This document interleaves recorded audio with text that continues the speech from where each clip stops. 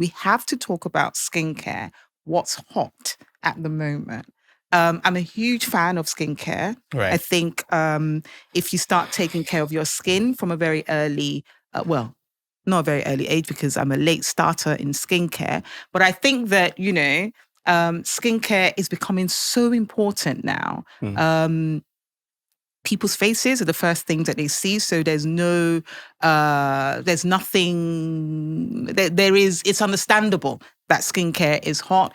We also know that there are loads of treatments, advancement in science. But also there's some concerns about what people are doing. People are a little bit concerned, especially in Lagos. I have a friend, Bissy, who you know very well, who says everybody's morphing to look alike. Their cheekbones are looking alike, their lips are looking alike, their foreheads are looking alike. So is that considered skincare? It is part of, I'm interested to know, because I'm into skincare, but is that considered skincare? Injectables, because that's what I'm talking about. Is injectables now considered? And now I have an answer. Okay. But I want Dr. Awudu to go. Is it now considered part of skincare? I wouldn't say now. It has been. If you're doing, and again, I think it's a case of what injectable are we talking about? If we're talking about things like botulinum toxin injections, for instance, popularly known as Botox. Are you saying that is or not? It can, yes, absolutely, it can be. Because the indications for it are to reverse the signs of lines and wrinkles around the face. Right. But we also now, for some time, to be honest, use it in helping patients who have excessive oily skin, large pores. You can microdose it. I have a friend who for patients who have what we call hyperhidrosis. So where do they inject it? Sweating. In the armpits? So in the armpits, I have a request for a patient who sweats excessively on her nose. Oh, right. And, she has tiny lower dosed Botox. On her nose? Just on the nose, just to control sweating.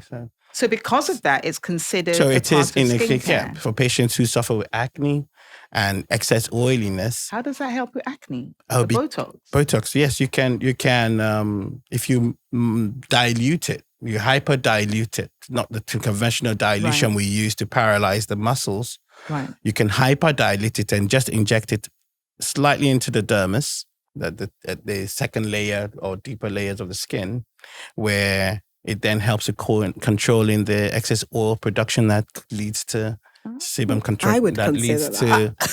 That leads to, and it works brilliantly. Oh, wow. It actually works brilliantly. I'm surprised. So in that So you would now consider that then? For because we excess started oil by you and saying sweating. you're not going to, you don't. Dr. Algie Because I is know a you so well, I clinician. could already tell undertone. No, it's not undertone. Because that's why I asked the question, because I have a friend who has hyperhidrosis and she actually has it around like the T-zones and stuff. And she had explored the options.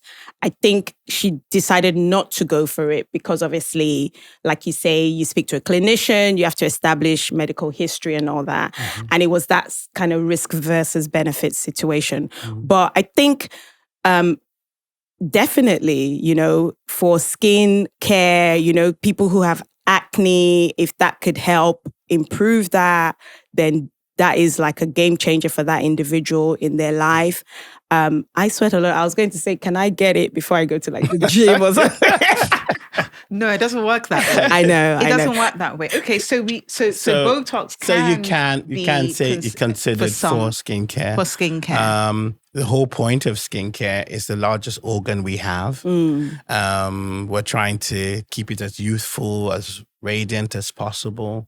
And so you can have injectables. There's something called skin boosters, which are designed for the skin. It's, where you inject, there are different types of skin boosters, one of them being injecting hyaluronic acid, not the same type you use for fillers, which is where you're trying to lift or volumize, where you have deep lines and wrinkles.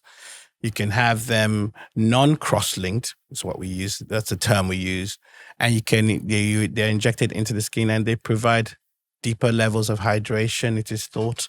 And certainly it helps with the radiance of the skin. So I've done all that. So the fillers. I've done skin boosters. No, not fillers. Different types. Skin boosters. Sorry, I'm being educated here. I'm not judging anyone. Sorry, are you judging fillers? I'm not judging fillers, but I've not done fillers. But you've done skin boosters. I have I've done skin boosters and I've had Profiler, and I'll tell you why, exactly as Dr. Awudu said, the hydration is out of this world. I've always had dry skin. So, and people don't realize that sometimes if you don't manage dry skin really well, it leads to fine lines. Correct. It leads to even dull skin, dull-looking skin. So I started to, when I hit 40, I promised myself that I was going to really start taking great care of myself. And I started to really take good care of myself, started using, good products, hyaluronic acid and all those sorts of things. And I got good results. However, I am now 46, perimenopause, and I've noticed that my skin is even more dry. So I started with dry skin, started getting it under control, got into perimenopause. My skin is even drier than before. And then I was offered Profiler. And because it was an injectable, I was a bit reluctant. However, it was explained exactly as you said, that it is not, it doesn't change the structure of your face. Volumize. It doesn't volumize your face. It just gives you a good level of hydration. My goodness, I had it first in September last year through the winter months, which is the harshest time of the year on my skin. It's a game changer. You felt the difference. Yeah. It is a game changer. Like I can wake up in the morning, wash my face and not feel that tightness. Yeah. There is a radiance, on my skin. When I was coming to Lagos, I had it again 2 weeks ago. I don't think, no, it's not. And you didn't tell me. It's not kicked in. So I should come to Lagos and be acquiring dry face. It's not for me. You're like my husband. You are not going to pay £300 for Profiler. You don't know that. Okay. I will take you and Shola there. Both of you can do it. Because my husband, when I admitted to him that I didn't admit to him, but he said, "You're glowing." I said, "Okay, I had this treatment." He said, "I want to do it." And then you told him the price. I said, "Okay, but they will inject these." He said, "Titi, was inject." I said, no. They'll just, it's not whatever. I explained what it was. He said, yeah, I'm up for it. I said, it's £300. He said, no, sorry, I'm not doing it. But yeah, I have had great, I can't see the results of this one yet, maybe next week. But is it just on the face though? So when you say skincare, do you see this effects on other parts of the skin? Or is it just predominantly on the face? You mean in terms of things like skin boosters? Yeah, skin boosters, because it's skin. Like I get dry patches. Oh no, I've seen somebody do it on their fingers. Yes, hands, the back of the hands. So that's just purely down to a cost thing. Okay. If you can understand that, we're talking about one meal. 2 meals of, I think in Profiler it's 2 meals. Sorry, actually it's 1 meal. Of the product and see how expensive it is. Yeah. To then say you want to inject it all over your body. Yeah. It's not practical. Yeah. But commonly the face, the neck, which to be fair is the most exposed visible, part, exposed part people are looking at. And then again, the dorsum of the hand, the back of the hand is another place that's quite frequently treated. So people improve the which is a very important part. Yeah. I mean, you'd be amazed how that. I completely understand it because a lot of people say that the hands age you more than anything else. And I remember my sisters being very, very cross that they took my mum's hands and I took my dad's hands. And my dad's hands, it has a little bit more plump. Yeah, plump to it. Yes. And their hands, oh my God, I hope they don't watch this. Probably age a bit quicker. But then there's stuff they can do. Yeah. And so hydration is one. For lines and wrinkles, there's stuff we can inject. Things like polynucleotides have been around for a bit now.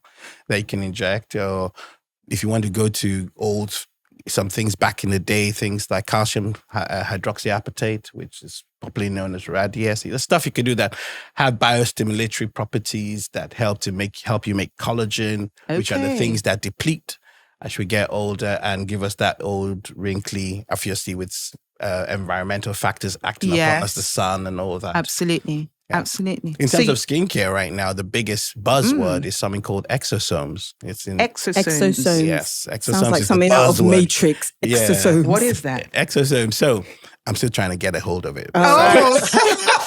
trying to get my head It's around hot, it. Right? hot off the press. It's hot science, but it's been around for a couple of years. But really, in the last year, it's been the buzzword. And apparently, they say it's going to be bigger than Botox. Oh, wow. Oh, wow. That's how it's probably the most powerful thing in regenerative medicine.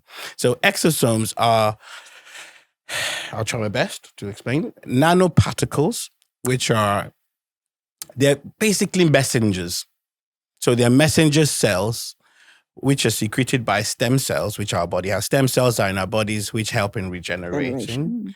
And they secrete these nanoparticles called exosomes, which carry information to other cells and says, hey, this is what you should be doing. You're lying down, wake up.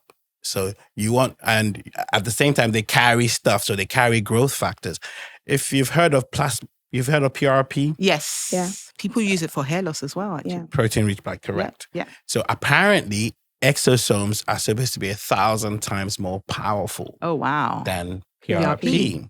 Oh, wow. In that, and the way they're saying in the future, they'll be able to design exosomes to carry literally all the information, proteins, growth factors. They carry 300-400 different types of growth factors, where PRP carries about 10, 20. So how are people using it? What for? So currently, it's being used in the clinic along with treatments. So treatments like microneedling. Yeah. Have you ever heard of that? Yeah. Yes. So microneedling.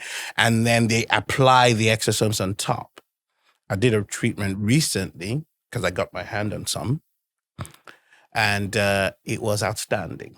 Oh, wow. In the sense that I've not seen the full effect on the patient. I'm doing yeah. it now. Okay. But on the patient I treated, so we did the microneedling, and with that, you can get quite red and bloody because it's, you don't want to reduce too much blood. But in her case, she actually was quite bloody. By the time and normally the guideline is over the next 2-3 days, that will slowly get better. And she had come in the morning and was like, oh, I had an important meeting in the end of the day. I wish I had pushed the appointment for another time to do it. So like, I'm sorry, but this is the only time we had.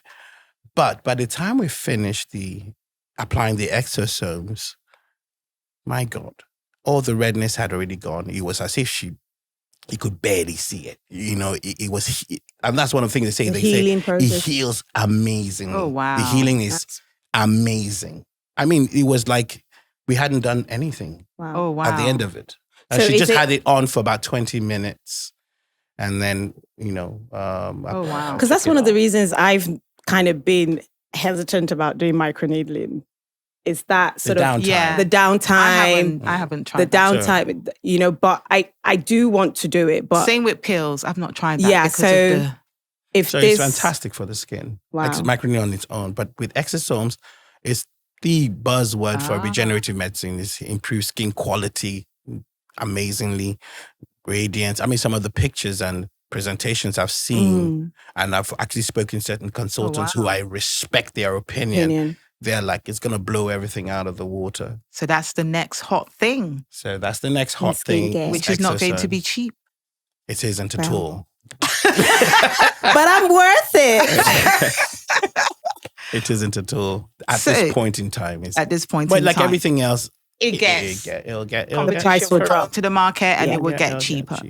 So thank you so much. Oh, it's been an absolute pleasure. It's been amazing to have both of you. But before we go, I do want you to give us 3 skin tips that everyone can use for better skincare. Just 3 tips. Sun protection, Sun protection.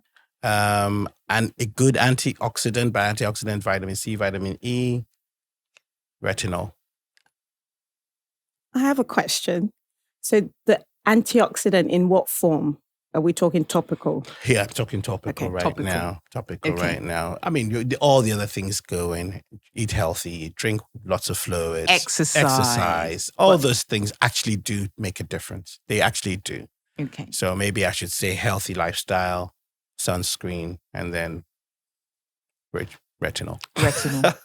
So I will ask a question, which is, I hear that there is a K-beauty buzz in Nigeria that is going Okay. viral. What is this So about? from my understanding, KBC basically is referring to products, creams got from Korea.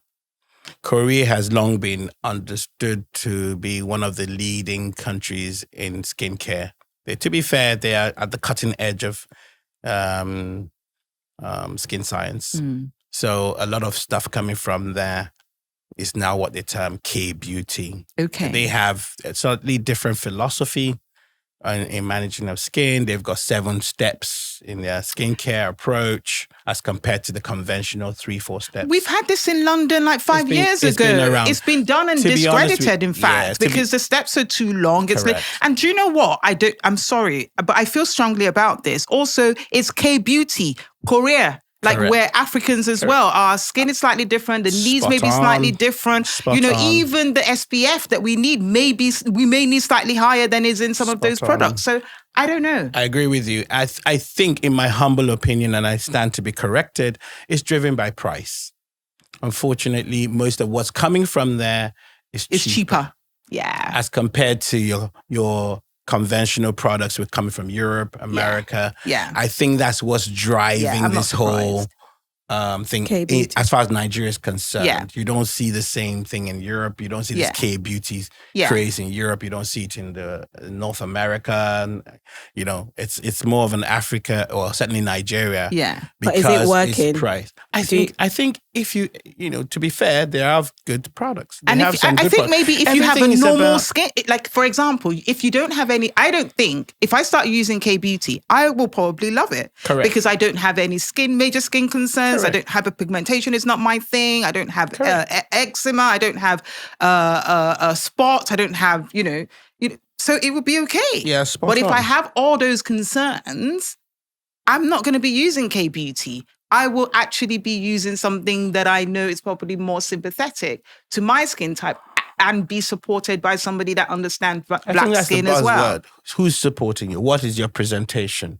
There's some things that even using over-the-counter products will help, for certain people, certain conditions and black certain presentations. Black soap works for some people's face, Correct, they say. So everybody's different. I think it's important you go see someone who's knowledgeable for your particular concerns, who could say, yes, we could use one of this K-beauty type product. That's fine.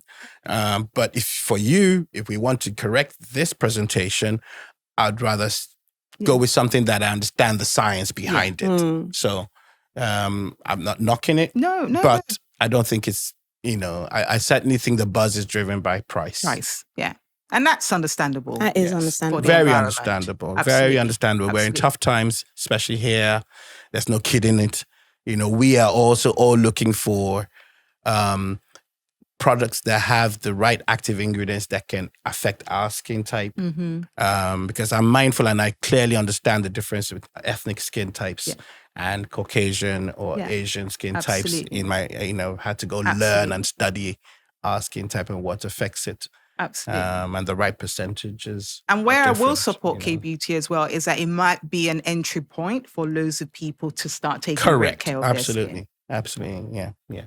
Fabulous. Well, you've been amazing. Oh, and it's been a joy. Thanks for having us. Such a fun Thank time. you so much. Thanks for having us. Thank you. Thank you.